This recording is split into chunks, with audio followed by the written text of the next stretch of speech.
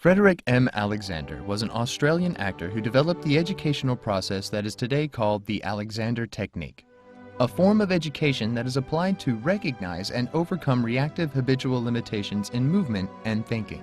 Alexander was born on a large isolated farm in Wynyard, Tasmania, the oldest of 8 children. He was a precocious child and, suffering from respiratory problems, was taken out of school to be educated privately. As his health began to improve at around age 9, he developed an affinity to horses, eventually becoming adept at training and managing them. He also developed a love for theater, particularly Shakespeare, which would lay the foundations for his future career. At age 16, financial pressures forced Alexander to forsake his rural life, moving him to the mining town of Mount Bishop. He worked at a variety of jobs in the daytime and in the evenings entertained himself studying drama and teaching himself the violin. After 3 years, he moved to Melbourne, continuing his dramatic and musical training under the city's best teachers. During this period, he spent his time visiting theaters, concerts, and art galleries, in addition to organizing his own amateur dramatic company in his spare time. After his money ran out, he worked odd jobs to support himself. However, a combination of recurrent illness, distaste for commercial life, and what was then a violent temper ensured that he never held any job for very long. In his early 20s, he decided to devote himself to a career as an actor and reciter. He soon established an excellent reputation giving recitals and producing plays. His specialty at the time was a one-man show of dramatic and humorous pieces heavily laced with Shakespeare. In the late 1890s, Alexander began to progressively lose his voice during his performances as a Shakespearean orator. Over time, it would become increasingly hoarse. As his career depended on his ability to project his voice, he faced the possibility of having to retire. He sought advice from voice coaches, doctors, and specialists without results, and finally attempted to resolve the problems himself. Alexander felt that his physical actions were to blame for the problem, so he arranged mirrors so that he could observe his actions in detail as he performed. As he did this, he discovered his physical use of his body was not as he perceived it, and the resolutions to his tensions and misuses were not what he expected. The detail of his discoveries are documented in his third and most popular publication, The Use of the Self, published in 1932. After discovering this, Alexander found that his asthma symptoms were greatly reduced to the extent that it was no longer a concern. He originally developed the Alexander Technique as a method of vocal training for singers and actors in the 1890s. While Alexander was developing his method of voice training, he realized that the basis for all successful voice education was an efficiently and naturally functioning respiratory mechanism. So, in teaching voice, Alexander focused primarily on helping the breathing mechanism to function more effectively.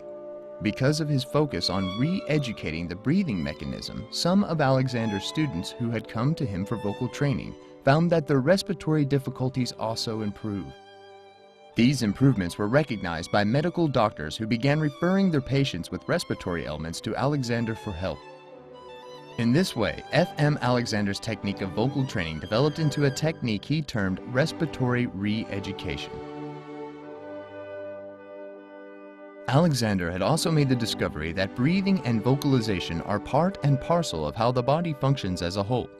Habitual breathing and vocal patterns are parts of habitual patterns of general coordination. In fact, many problems we see as involving just one particular part of the body, example lower back pain and RSI, are often symptoms of larger habitual patterns of malcoordination. Just as people had found Alexander's vocal technique helped them with their breathing problems, so a number of his students found his method of respiratory re-education helped them with other physical difficulties. Basically, Alexander had evolved a method for learning how to consciously change maladaptive habits of coordination. Coordination includes movement, posture, breathing, and tension patterns. He had come to the understanding that the mind and body function as an integrated entity, a rather unusual realization for the time.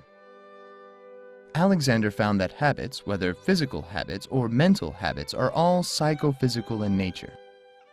He observed that how we think about our activities determines how we coordinate ourselves to do those activities, and, equally, how long-held habits of excessive tension and inefficient coordination affect how we think and feel. In a relatively short period of time, Alexander evolved his technique from a method of vocal training into a method of breathing re-education and then into a comprehensive technique of psychophysical re-education. His technique deals with the psychophysical coordination of the whole person, or what he termed more concisely as the use of the self. Here is a video of F.M. Alexander with narration explaining some of the basics of his technique. He had discovered the necessity of poise, of using the full height and lengthening in stature as a basis for all activity. Breathing, circulation and digestion, all the functioning of the body is dependent on poise. And poise is dependent on how you use yourself. His technique is about the attainment of poise, how you use yourself in all the activities of life. Now, Margaret Goldie has just come in and he starts to work on her. With one hand on the top of her head and the other on her back, he encourages her to lengthen by freeing the neck and directing the head forward and up. She keeps her length as he sits her in the chair. He slowly leans her backwards, still maintaining lengthening and freedom. His hands promote the antagonistic action of the direction between the head and the body, so that lengthening and widening, expansion of the rib cage, and breathing takes place. Make sure there's enough room around your chair and around others to be able to perform the following. Try to breathe from high up in your chest or from low down in your abdomen. Now, try walking or moving your arms while you breathe in one of these ways. Do you walk or move your arms differently when you change your breathing? Do you make a conscious effort to change the way you walk or the way you hold your neck, or try clenching your arms? Do these efforts affect your breathing or your voice? What if these were habitual efforts, efforts which you made all the time but you were unaware that you were making them? We do make habitual excessive efforts most of the time, but we are generally unaware of making them.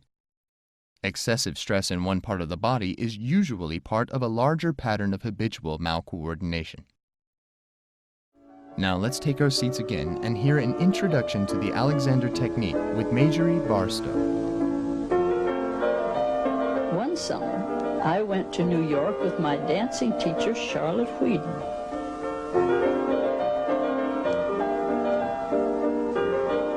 Charlotte came into the apartment one day and said, she'd picked up an Atlantic Monthly, and she said, I have an interesting article here about a man.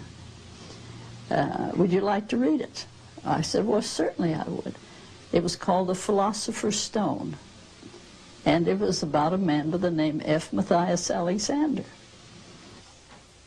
I read 2 books he had written, and I got so fascinated with them that I just knew I wanted to study with him.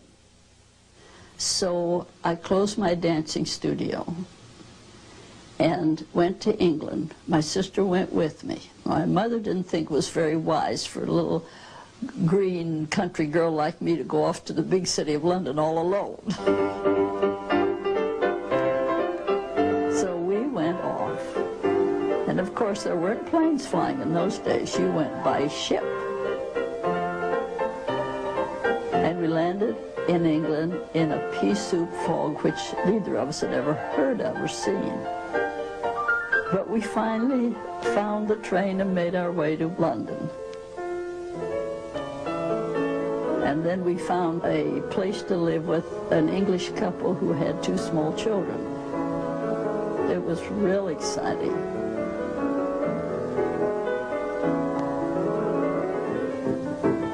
And then I met Mr. Alexander. I found him to be a charming English gentleman.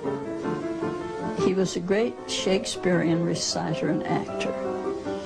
And there was a time when he practically lost his voice.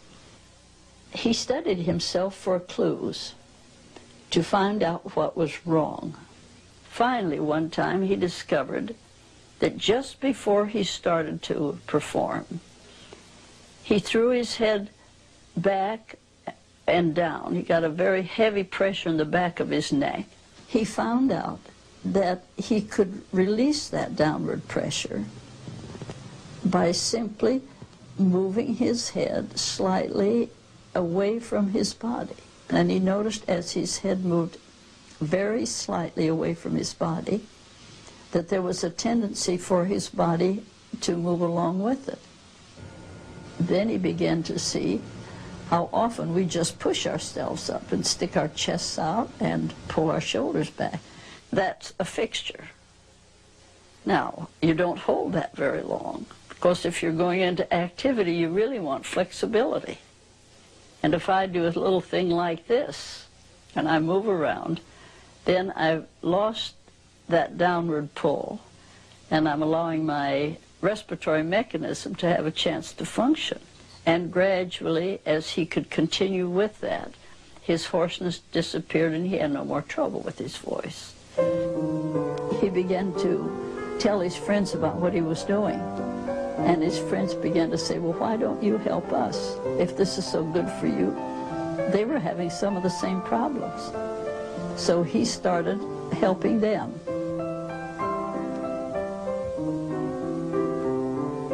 Word spread, and soon people were coming from all over the world to study with him. He worked with John Dewey, George Bernard Shaw. Aldous Huxley even made Alexander into a character in one of his novels. I was the first person to finish Alexander's first teacher's training course. When I left England, I knew I had learned a great deal about his discovery.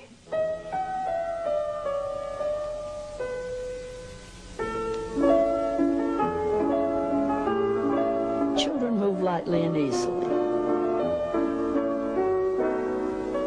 If you learn to watch, you will notice that their little heads always start any movement they make. And you see, we have interfered with that. Alexander's discovery gives us back our natural, much more of our natural ease and flexibility of movement.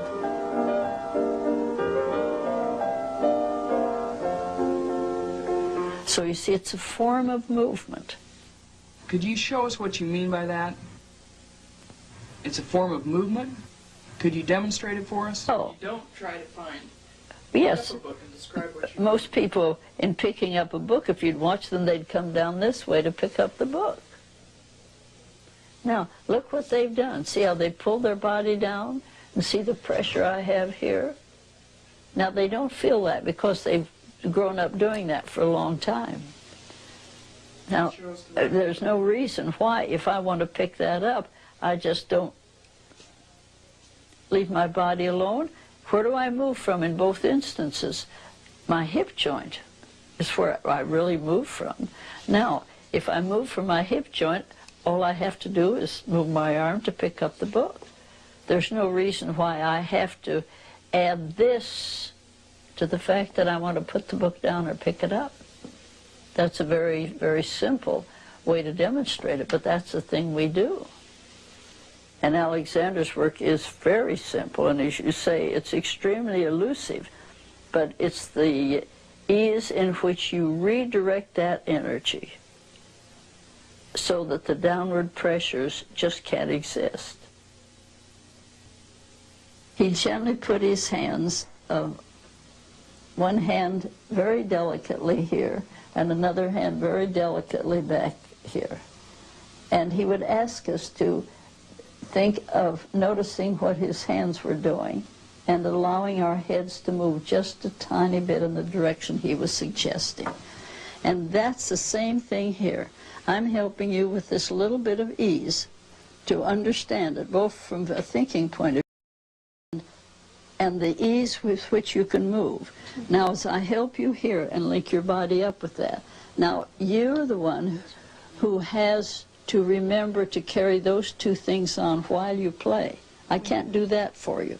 That's where your responsibility comes in. See? So you can trust your own reasoning and go ahead and just make up your mind, this is the thing you're going to do, and your arms fit into it. That's very different. No, it's different, but it's fun. It's quite fascinating.